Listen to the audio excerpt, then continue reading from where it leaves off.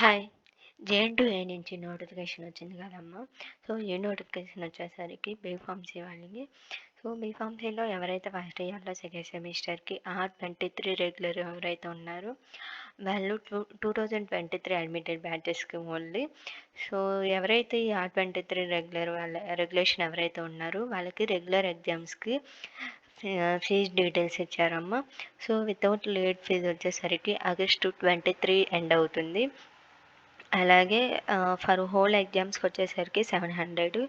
So, next వచ్చేసరికి first ఇయర్‌లో second సెమిస్టర్‌కి ఎవరైతే R19 రెగ్యులేషన్ ఉన్నారో వాళ్ళకి సప్లిమెంటరీ ఎగ్జామ్స్‌కి నోటిఫికేషన్ అమ్మ.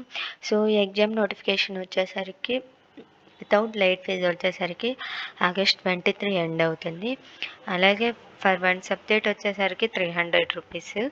అండ్ నెక్స్ట్ వచ్చేసరికి ఫస్ట్ ఇయర్‌లో సెకండ్ సెమిస్టర్‌కి R15 రెగ్యులేషన్ ఎవరైతే ఉన్నారో వాళ్ళకి సప్లిమెంటరీ ఎగ్జామ్స్‌కి so 2016, 17, 18 admitted batches only. So, వాళ్ళ ఎగ్జామ్ ఫీజు డీటెయిల్స్ వచ్చేసరికి ఆగస్ట్ 23 ఎండింగ్ డేట్. అలాగే ఫర్ వన్ సబ్జెక్ట్ వచ్చేసరికి 300. నెక్స్ట్ వచ్చేసరికి ఫస్ట్ ఇయర్‌లో ఫస్ట్ సెమిస్టర్‌కి R23 ఎవరైతే రెగ్యులేషన్ ఉన్నారో వాళ్ళ సప్లిమెంటరీ ఎగ్జామ్స్‌కి అండ్ ఎవరైతే 2023 అడ్మిటెడ్ బ్యాచ్ ఓన్లీ. సో, వాళ్ళకి ఎగ్జామ్ ఫీజ్ డీటెయిల్స్ వచ్చేసరికి ఆగస్టు 23 ఎండ్ అవుతున్నాయి. అలాగే సబ్జెక్ట్ డీటెయిల్స్ వచ్చేసరికి వన్ సబ్జెక్ట్ వచ్చేసరికి 300.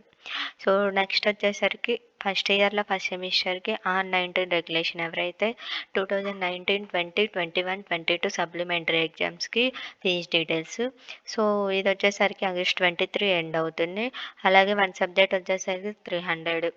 సో, నెక్స్ట్ వచ్చేసరికి ఫస్ట్ ఇయర్‌లో ఫస్ట్ సెమిస్టర్‌కి R15 రెగ్యులేషన్ 2016, 17, 18 బ్యాచెస్‌కి సో, సప్లిమెంటరీ ఎగ్జామ్స్‌కి ఫీజ్ డీటెయిల్స్ వచ్చేసరికి ఆగస్ట్ 23.